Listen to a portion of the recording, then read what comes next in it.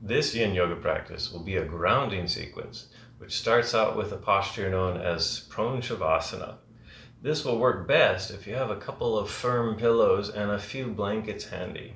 Other props that might be useful will be a sandbag or a weight of some kind, like maybe a bag of rice, and maybe even a few books for blocks. Other postures in the sequence will include Child's Pose, Sphinx Pose, Banana Pose, and Butterfly Pose. So maybe gather up some props, maybe think about your intention for practice, and then we'll go ahead and get started.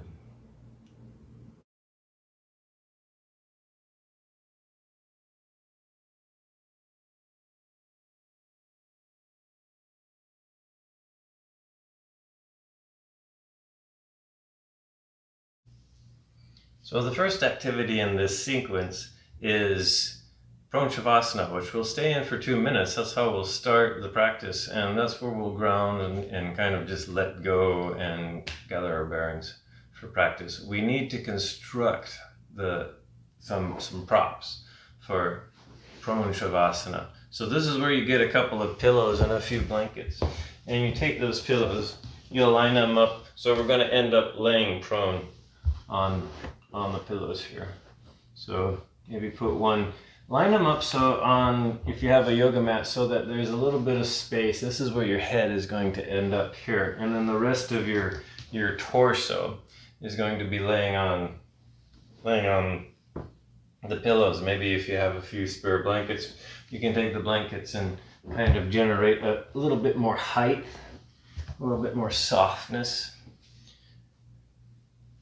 So go ahead and take your time to make this construction. You might even have to pause the video here till you have this made. And then when you finally get your construction made, you'll go ahead and lay belly down onto the pillows and adjust where things are, just so that your head and your neck lay off the end of the pillow construction. You might be able to use a couch cushion to do this if you have an appropriately sized couch cushion, so that your head can hang off the edge and it can just rest, your forehead can just rest on the floor here, or maybe even off to one side. But it's nice that the forehead, you could put a blanket right here so your forehead can rest on the blanket, and then spread out your arms and your legs so that they're expansive and comfortable.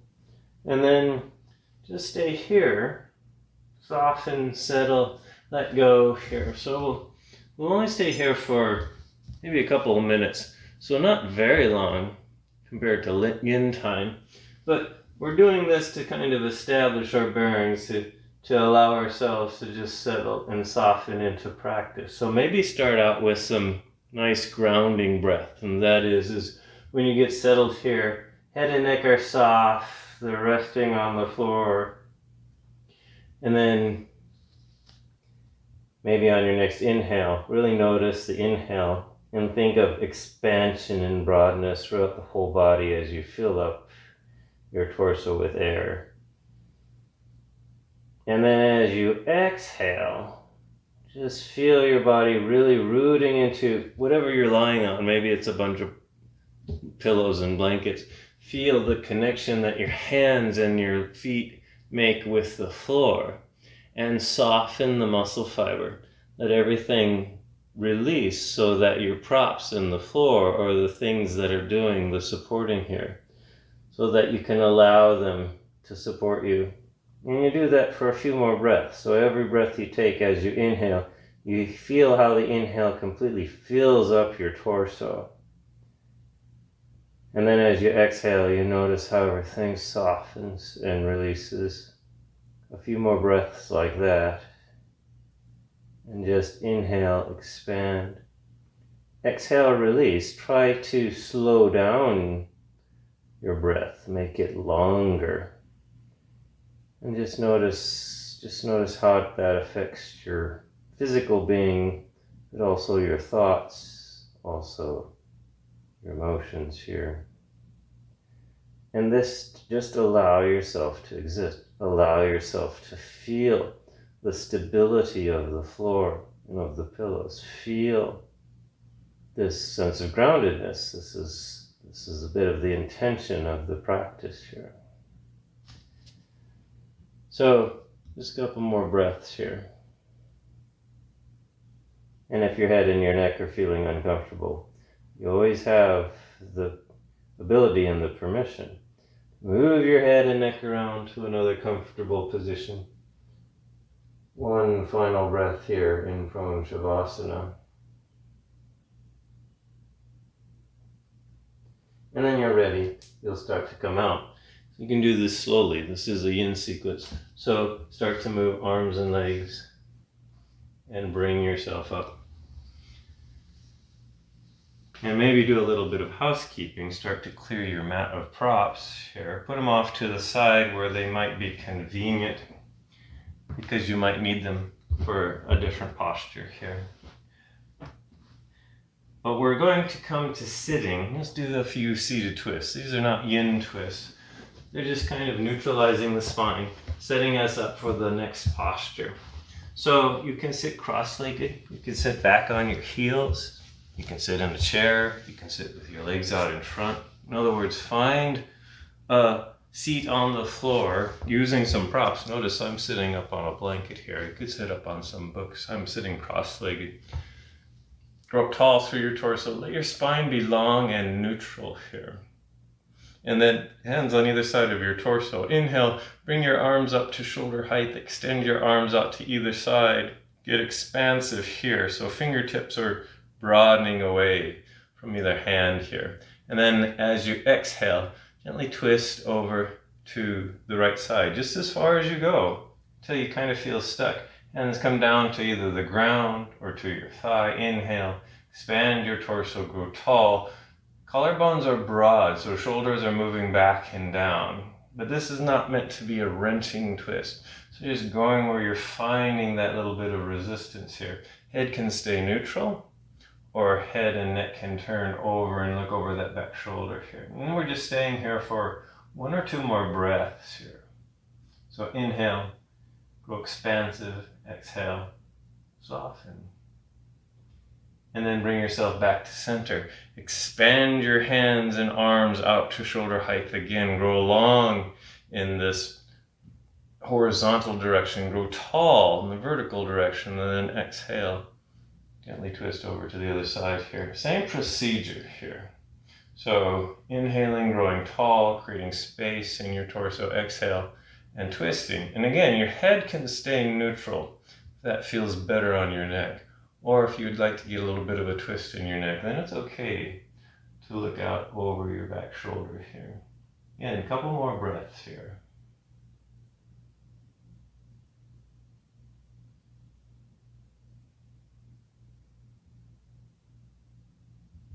Gently bring yourself back to center if you want to. You can do a little bit of a counter twist. And then we'll set up for the next yin posture. The next yin posture is child's pose. And we'll stay in child's pose for a good 3 minutes here. So maybe watch the demo for child's pose. If child's pose doesn't work for you, there'll be an option. I call it knees into chest pose here. But watch child's pose, and if you think this is something you can stay, it's appropriate for you, you can try this. So for child's pose, you'll get onto your hands and knees, and then you'll sit back on your heels first here. Now for some of us, this is not going to happen. So if you're saying, yeah, I can't sit back on my heels, then maybe something else is a little bit more appropriate than child's pose. The next stage to child's pose is to just allow your torso to lower forward all the way until it stops. So this is the in part. We're going to our stopping point here.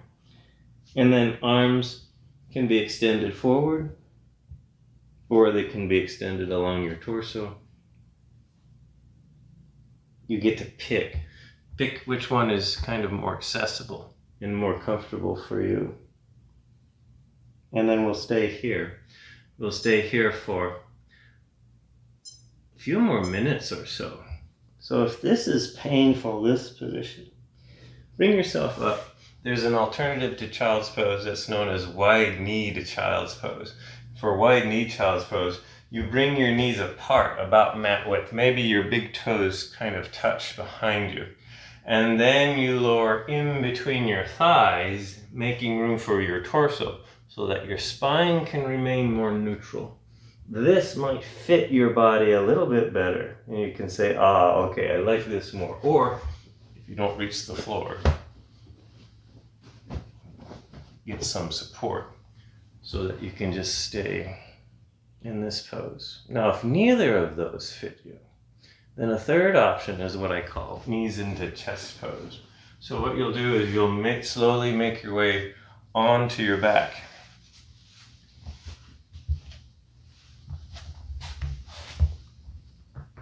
Head, neck, shoulders are comfortably resting on the floor. You can have a pillow or a blanket underneath your head for more comfort here. And then bend your knees, draw your knees into your chest. You can wrap your hands or your arms around your knees or around your shins or behind your thighs. And you just gently pull your legs in towards your torso as far as they go until they stop. And it doesn't really matter where they stop. You're just going until you feel a little bit of physical sensation, some traction, some tension. And then that's where you stay here. And if it gets to be too much, you can let your knees go here. So this is a nice alternative. If child's pose, this won't work for you here. So if you're in child's pose and you're staying there, we're about halfway through. So we've got about another minute and a half here. So I'll go through some of the principles of a yin practice. The main principle, which is the third one, is the time element. So first principle is finding your edge. You move into a posture to a place to where your body stops or where you start to feel some physical sensations, things like traction and pressure and tension here. Not something that's painful or creating trauma, just something that is very, very noticeable. It might be even slightly uncomfortable, but you know you're not hurting yourself. Second principle is called stillness. Once you've found your edge, then you resolve to be still. And as you're resolving to be still, you kind of notice. You notice all the sensations in your body. Your mental sensations, your emotional sensations. And if they're all at appropriate levels, you kind of stay and check in with your breath. Allow your muscle fiber to relax. Continue to soften. And to continue to sink into the posture. If something is hurting, then you make an adjustment. If you're not feeling anything, you allow yourself to sink even more deeply into the posture. So just a couple more breaths here. And the final principle is time. So time is the magic element of yin. Time is what makes yin, yin. So we just wait for time. Just one more breath here, though. Maybe one final release. Again, feel what's touching the ground here.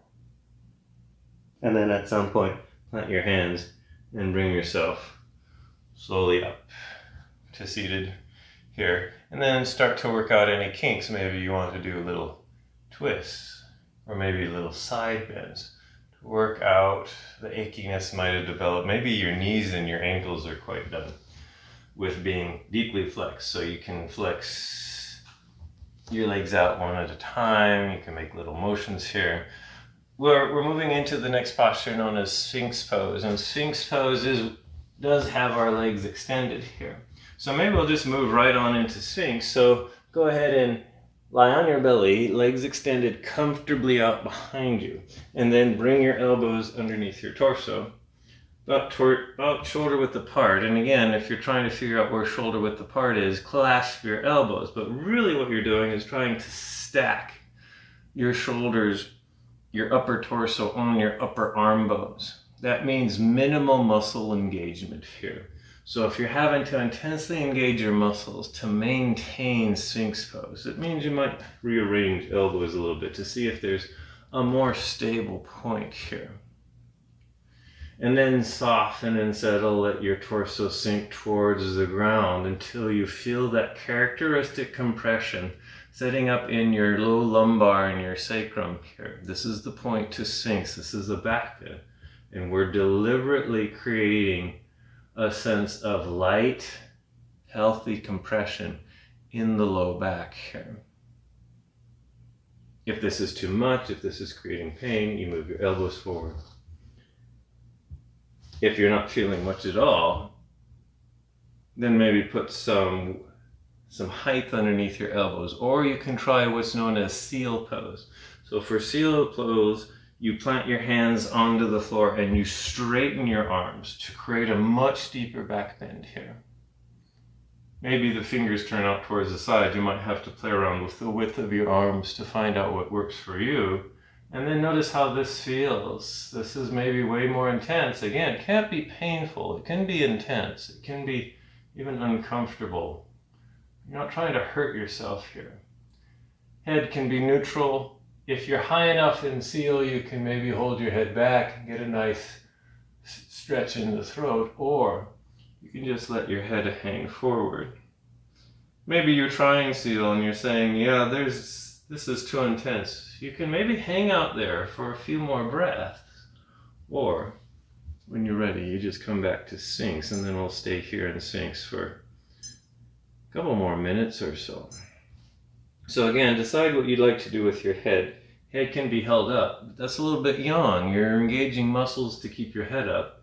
Head can hang. That's nice, but for some of us, that might create too much pain in the neck. In which case, you can also put some books underneath your head. Use them as a block and just rest your head on the books. Or even, again, a firm pillow here. So we'll stay here for a couple minutes. The idea behind any yoga practice is to start to notice the obvious characteristics of your body, and then begin to notice the less obvious characteristics. We can do the same thing with the night sky. So even though there's wonderful, beautiful, very subtle and dim deep space objects in the sky that are kind of fascinating to see, when we start to learn about the night sky right above us, it's easiest to start with those that are the obvious. So the topic of stars in this practice is indeed the brightest star in the northern hemisphere, which is rising high in the east this time of year. The recording of this is in May in the northern hemisphere. And it's a star known as Arcturus. So if you look east and you look up about 10 p.m. at night and it's nice and clear, it will undoubtedly be the brightest star that you can see. It's very characteristic.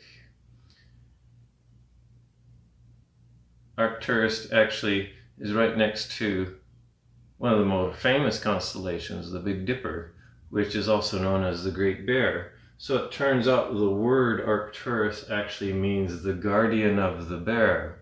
So it's associated with Ursa Major, with the Great Bear, and you can actually use the Dipper handle to find Arcturus. So if you don't know where Arcturus is, but you can find the Big Dipper, then you can find Arcturus, because you can take the 3 stars in the handle of the Dipper and continue the arc that those stars make. And that arc will continue until you come across a very bright star. And that very bright star is, of course, Arcturus.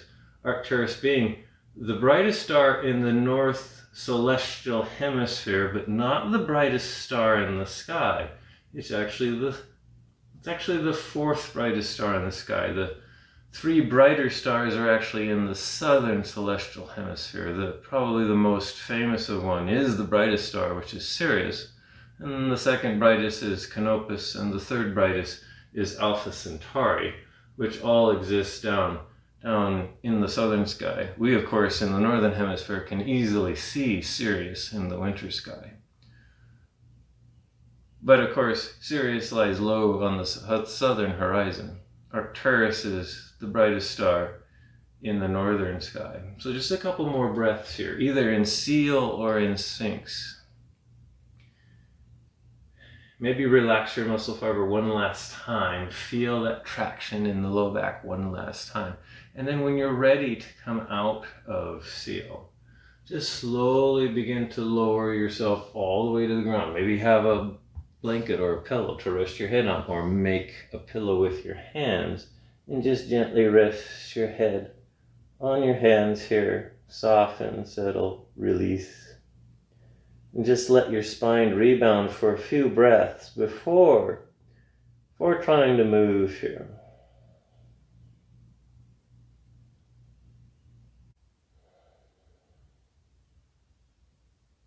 So if you want to, you can try this. You can bend your left knee and drag the left knee kind of and the left thigh up along the left hip. This helps to kind of open up the low back, and that might feel good after a really deep, intense back bend here. If you do that, you just stay here for a couple more breaths, and then when you're ready, you'll slowly, intensely, with a little bit of grace here, slowly bring yourself up off of the floor. And then the next yin posture to try is a posture known as banana pose. This is where a weight is maybe handy here. So make your way onto your back, extend your legs out long, and then have your weight. Maybe you have a sandbag, or maybe you have a bag of rice or a pet here that you can use as a weight on your thigh. So the point to banana pose is a full body lateral bend. We're trying to create the tension, the traction, the stopping point in either one side of the body or the other side of the body.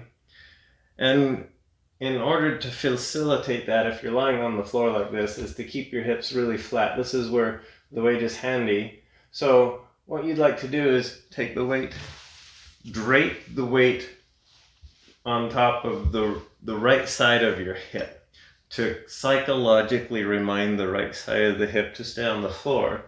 And then start inching your extended legs and feet over to the left side. So we're going to open up and lengthen through this right side here. You'll just go with your legs until they don't go anymore, until they're stuck. And then you'll inch your torso in the same direction. So I'm moving my torso over to the left too, just as far as it goes. I'm not too worried about what this looks like. I'm just going until I feel stuck. I feel the traction here, running somewhere through here. You can soften, you can settle, you can release, you can relax, and then see if you can go a little bit more. Maybe your legs can go a little bit farther. Maybe you can cross your heels. Maybe you don't like them crossed. You can play around with extending your arms overhead. Meanwhile, you're trying to kind of keep this right hip from lifting too far off the ground. It might lift a little bit. That's okay. You're just trying to keep this a lateral bend rather than turning into a forward bend. That's why the sandbag is trying to keep this hip down here. And then when you find your shape here, then you stay. Head and neck are comfortable here. So if your head and neck got really kinked in all of this maneuvering, make sure to rearrange your head and your neck. Again, you can grab a pillow or a blanket to place under the shoulder or your head and your neck if you want to. We'll stay here for another couple of minutes or so. And if this isn't too intense, you back off. If after a while you don't feel anything, then invite yourself more deeply into the posture. The idea is to create traction, and we know we've created traction when we feel it. So if you aren't feeling anything, it means you can probably move deeper. If you're feeling pain, then all you're doing is hurting yourself. So give yourself permission to back off. Find your edge here. Find your breath. Find that sense of groundedness again. So maybe broaden on the inhale, soften, settle, sink, reestablish your connection points with the ground. And then be patient here. So Arcturus is the brightest star in the northern celestial hemisphere, but not by much. It just edges out second place, which is the star Vega. Vega is very close to being just as bright as Arcturus. Vega is in the summer triangle, and even though late in the evenings in late May, Arcturus is high in the sky from northern latitudes. Vega is just starting to rise, so if you have a very clear view of the horizon and it's dark enough to see stars and you see a really bright star just right above the horizon in the evenings, this time of year, it's probably not Arcturus, it's probably Vega. You want to look up and look high to see Arcturus, which should be well above the horizon. Arcturus is a lone star. Most stars are actually families of stars. They're two stars, they're binary stars, or maybe they're 3 and 4 stars. Very common in our galaxy and the universe for stars to be grouped together. So whenever we see stars or bright stars, oftentimes they might actually be double or triple or quadruple star systems. Not Arcturus. Arcturus is actually a lone star all by itself. There's some evidence that it might have a planet, although that evidence has not been verified yet. Meanwhile, there's 2 main reasons why we see stars as bright in the night sky. It's either because they are really big, giant, bright stars, or it's because they're close. The main reason Arcturus is bright to us is because it's close. It's one of our neighbors. It's 36 light years away.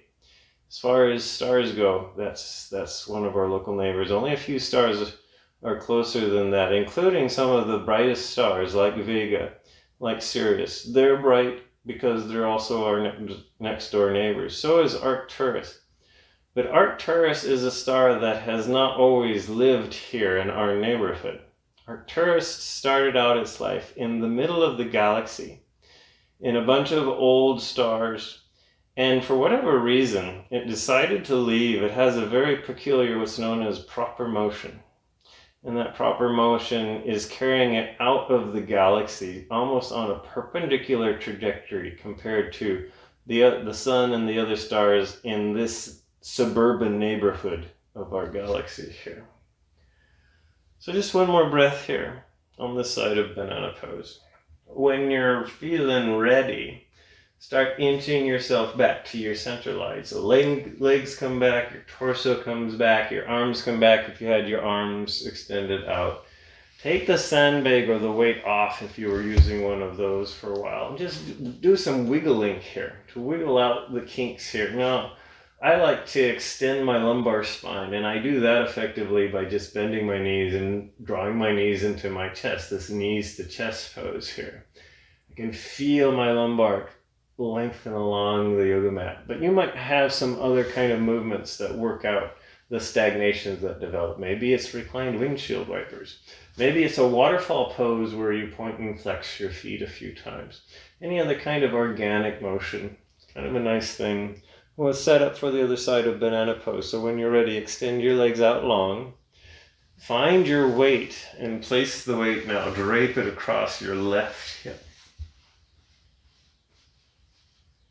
And then start inching, walking your extended legs over to the right side. Inch, walk your torso over to the right side. Soften and settle here for a moment just to see how things feel. And maybe this is where you stay, or maybe you can go a little bit more. With your feet, you can again experiment with crossing your feet. You can experiment with extending your arms. And again, head and neck are not meant to be in pain. So if they ended up severely kinked, play around with what orientation feels best for your head and neck. And then stay. Just stay for a few minutes. The sides of our bodies don't get much of a workout. It's mostly the front line of our bodies and the back line of our bodies. So these lateral bends, as simple as they may seem, are very important. Either if you're doing them in a yin style or a yang style, where you're actually moving back and forth and working the muscles in the sides of the body. Here we're practicing yin, so we're just creating tension in the connective tissue, so the connective tissue can feel that here. We'll stay here for a few more minutes here on this side of banana.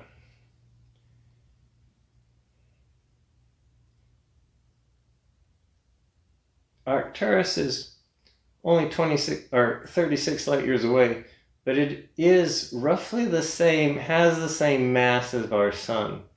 So relatively speaking, it's very much like our sun, except for the fact that it's a lot older than our sun. So our sun is roughly 5 billion years old. Arcturus is 7 billion years old. And because it's 7 billion years old, it's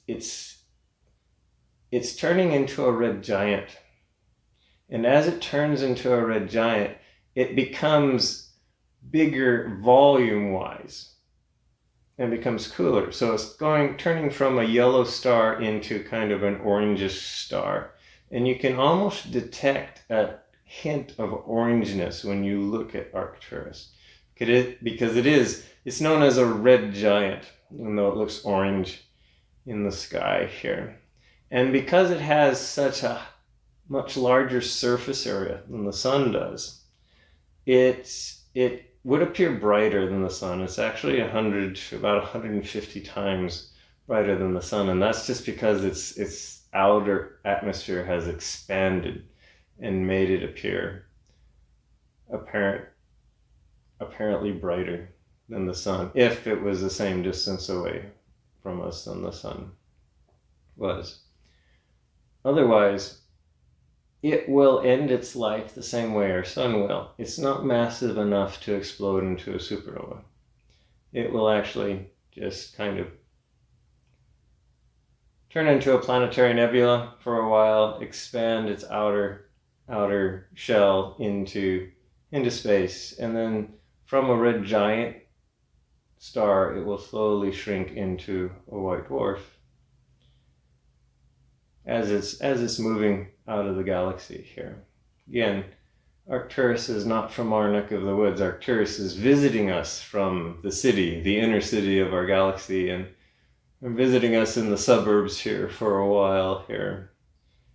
Arcturus is what's known as, among astronomers, as a metal-poor star. Now, there's a little bit of jargon involved here. So to astronomers, all elements heavier than helium are considered metals.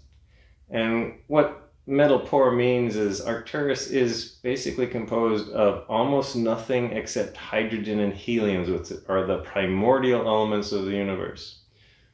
Stars like our sun actually have a little bit of other elements into it, because when the sun formed, it formed out of a cloud that was the result of a supernova explosion from an existing star, which had some metal in it, some elements heavier than hydrogen and helium. Not Arcturus. Arcturus formed in the middle of the galaxy, before there was a lot of heavier elements there. So it's still just made up mainly of hydrogen and helium. So 2 more breaths here on this side of banana pose. When you are feeling ready, you'll start to ease yourself back towards center. When you get there, we're done with the weight, so you can slowly slide the weight off and then make little motions, organic or otherwise, to start reverberating here. So they can be your own motions. This is known as the counter pose time. And the best counter poses are unique to you, although you can always try things that I suggest. And then when you're ready, bend your knees, gently roll over to one side. Bring yourself up to seated.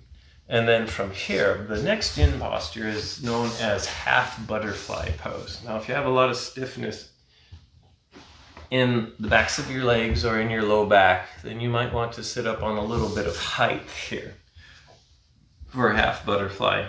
So I'm sitting up on a blanket. Maybe you can sit up on a pillow or maybe a couple of books here. For a half butterfly, legs are extended out long. And then bend your right knee. Lower your right knee out to the right. Draw the right heel in until things stop. That might mean the right heel doesn't make it to your hip, and that's fine. Just going till it doesn't go anymore. And that's where you leave that right heel. Left leg is extended and straight. You can even move the left leg out a little bit if you want to. If this is creating too much strain in your left leg, give that left knee a slight bend to it. You can even put a pillow or a blanket underneath that knee. Go up tall through your torso, turn and face the left leg, and then hinge forward as far as you go. Do this slowly and gently. And when I say hinge, I mean hinge from the hip socket. And the hip socket is clear down here. So hinge there and then soften, release, relax, and round your upper torso. Just as far as it goes until it stops. You can maybe round up other props to support your head and your torso if you need support here. Otherwise, if you're fine with your head, neck, and torso just hanging in midair, then let it hang. For those of you who might have really great ranges of motion and your head, neck, and torso are comfortably resting on this leg, then adjust your torso a little bit. Maybe fold forward in between your legs so that your torso can move farther forward here, so that you can exercise a little bit greater range of motion. For a lot of us, we're somewhere here. This is the next posture. So we'll stay here for a couple more minutes in half butterfly.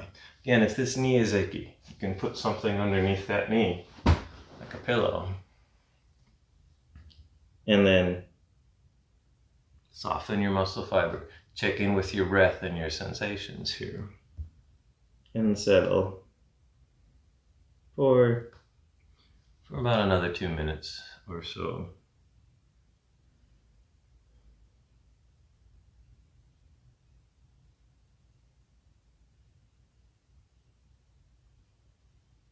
So the star Arcturus, being one of the brightest stars in the night sky, and certainly a prominent star in the northern hemisphere, has been well known to all human beings throughout the ages. So the knowledge and the stories of this star date back before antiquity. And so to come up with a consistent story from our own mythologies and our own cultures, kind of hard to find because it predates writing. It has stories going back to oral histories, and there's so many of them, you kind of get to pick and choose the ones that you like best. So the star itself is, of course, named the guardian of the bear, with reference to another ancient constellation, which is, of course, Ursa Major, or the Great Bear constellation. So it was known as a guardian star. It guarded the stars that were in the Big Dipper, that were in the Great Bear here. So that's one story. The constellation that Arcturus is a part of, the official constellation, is a constellation known as Boötes. And Boötes means herdsman or plowman. This figures into the ancient Western culture of Indo-Europe here, where civilizations begin to develop farming and herding techniques, which really improve the state of the people there. So people who herded animals, people who farmed, very, very important to the progress and the development of the culture. This is why this ancient constellation that includes this bright star is of, you might think of a simple farmer, of a simple plowman. Well, it was actually pretty important, this idea of animal husbandry and of farming and of producing food for more people than just yourself for survival here. So that's why it got named in our Western mythos, the herdsman or the plowman, Boötes, and the anchor of that constellation is, of course, a very bright and important star, Arcturus here. So just a couple more breaths here.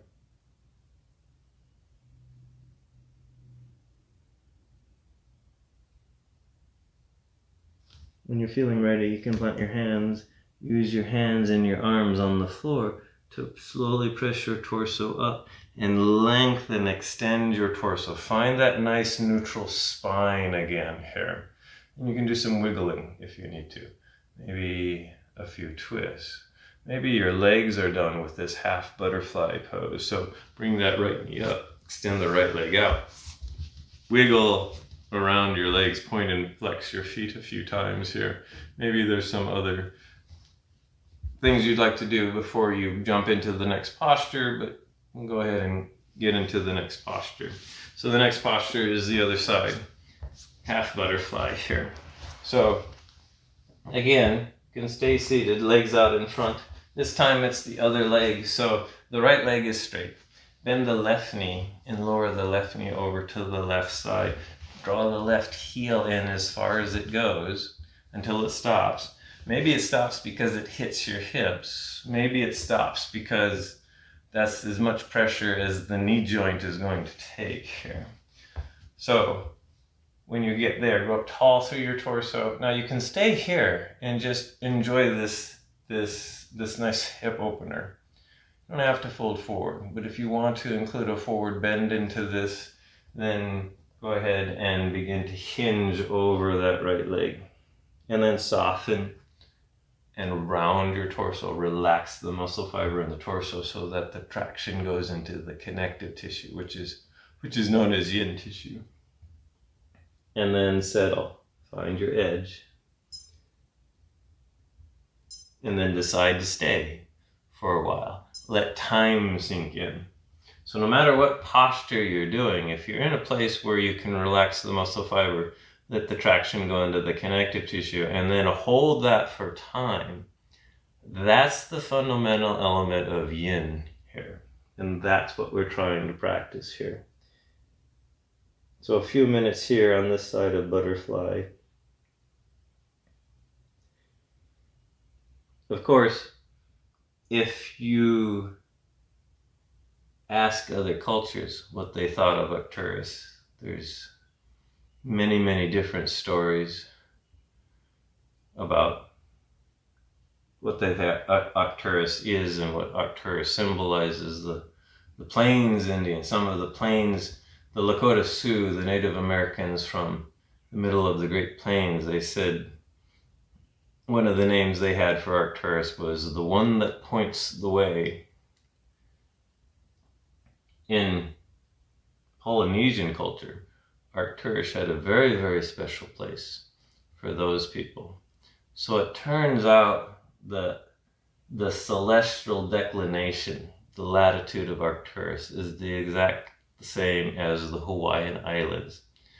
And while the Polynesians were moving around the world in their big canoes, finding new islands, in their wayfinding techniques, they used Arcturus to find their way to the Hawaiian Islands. So what the Polynesians did is they would find Arcturus.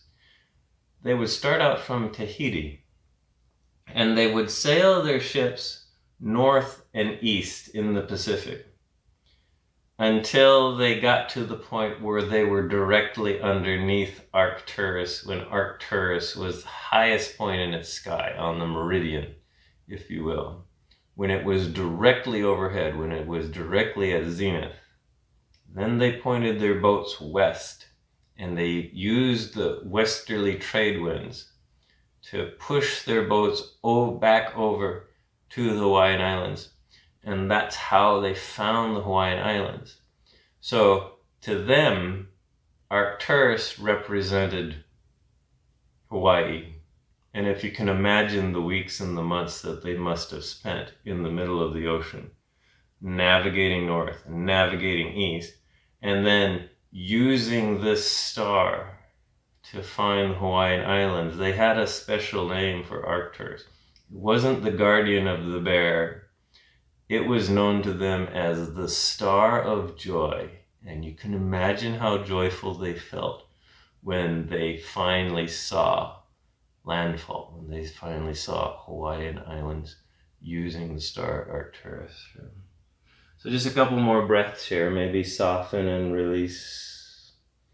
They also use their wayfinding skills to find their way back to Tahiti. So it turns out the star Sirius is the same celestial declination, the same celestial latitude as Tahiti.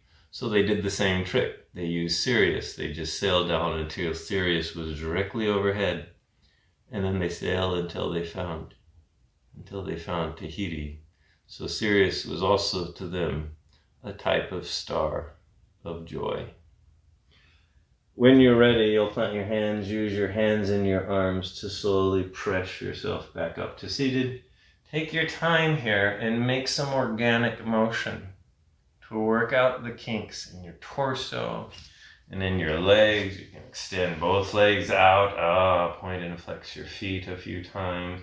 You can even get really young about this if you want to. You can do this few core engagers like reverse table, just to wake up the muscles that start to fall asleep during these long in holds here.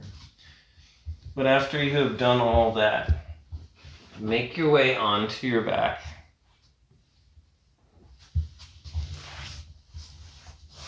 And before our final resting pose, we'll try a couple of twists here.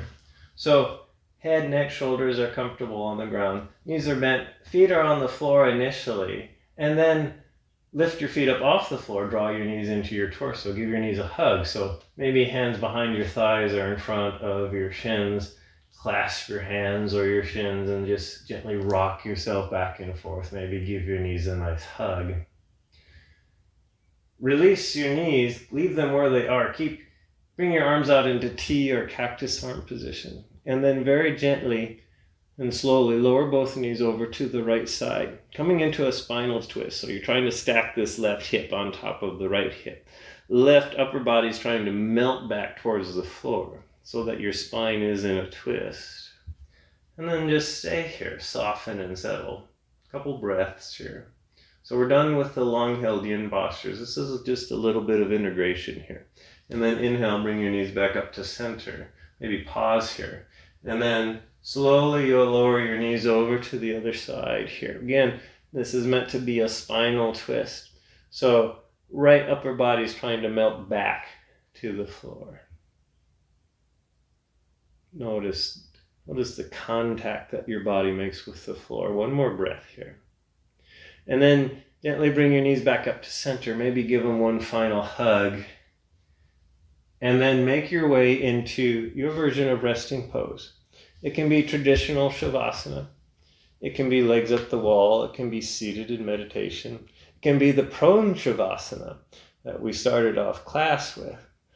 Today I'm going to suggest what I call reclined five-pointed star pose. Reclining five-pointed star pose is just reach your arms up overhead. So legs are pretty wide. There's maybe 2.5 feet in between the heels. Arms are spread out wide so that you're kind of expanding in all direction. So you can think of this pose as a reclined star of joy pose. If this is not feeling very good to you, then you pick your own Shavasana posture. And then begin to soften and settle here. Maybe notice the contact points that each part of your body makes with the floor. As you do so, as you inhale, feel your body growing broader, more expansive. And as you exhale, it softens and settles and becomes more stable, almost a part of the floor. You can feel the rootedness here. And then just continue to notice the rise and the fall of your own breathing, of your torso here. Release your jaw, relax your tongue. Soften the entire inside of your mouth. Soften the skin around the outside of your mouth. Soften your nose, your cheeks, the skin around each ear. Soften the muscle fiber around each eye socket. Release that space in between your eyes. Eyes can be soft or closed. Forehead is released. Temples released. Crown of your head relaxed. Brain is soft.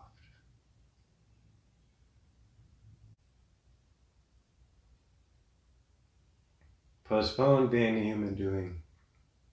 Give yourself permission to be a human being. You have nothing to do, nowhere to go.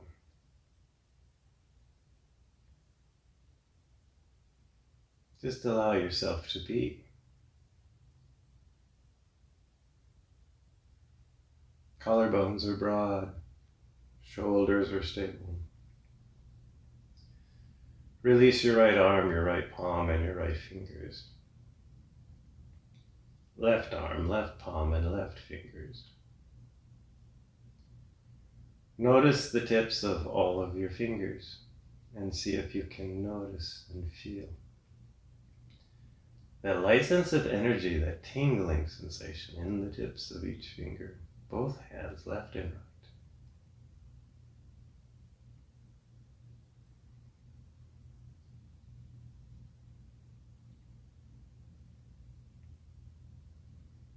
Torso is releasing, rib cage is relaxed, abdomen soft.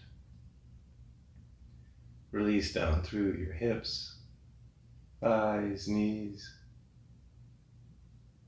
shins, ankles, heels, soles and tops of your feet.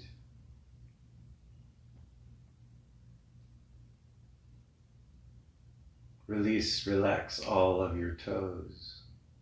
See if you can notice the energy in the tips of each toe on both feet, left and right. Release, relax, and surrender your body-mind 100%. Visualize yourself lying in soft, warm sand on a beach on the edge of the ocean on the Hawaiian Islands. You have just made a very long and arduous voyage. And now that voyage is complete. You have found solid ground. And above you, in the clear sky at night, shining directly overhead, you see that bright star, Arcturus, the star of joy. And that cool starlight brings to you a deep sense of peace.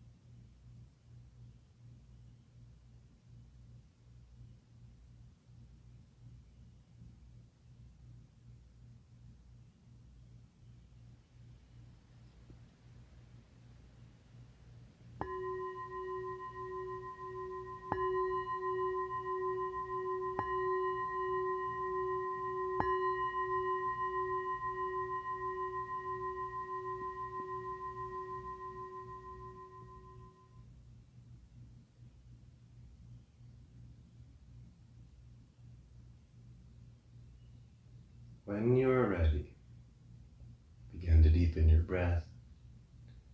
Start to make small motions, fingers and with toes. Expand that motion to hands and to feet. Make gentle motion with arms and legs. At some point, bend your knees. Gently roll over to one side. When you get there, pause long enough to cultivate a deep sense of gratitude for you,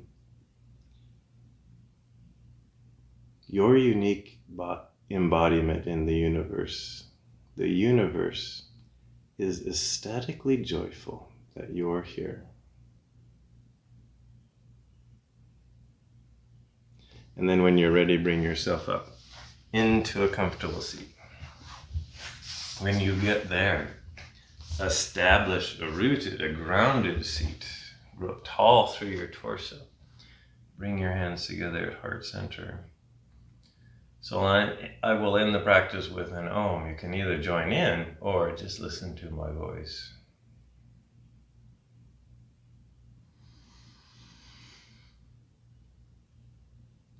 The